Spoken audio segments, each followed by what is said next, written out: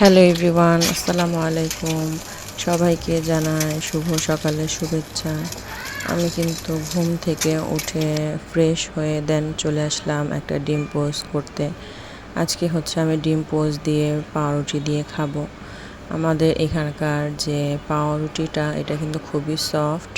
এটা হচ্ছে লাইফ বেকারির পাউরুটি। ওনাদের খাবারগুলো কিন্তু বরাবর খুবই মজা হয়, আমার খুব পছন্দ। তো আমি পাউরুটি দিয়ে ডিম দিয়ে আমার নাস্তা খাচ্ছি সকালের সাথে। কিন্তু আমি হচ্ছে একটা বাখরখানিও নিয়ে নিয়েছি।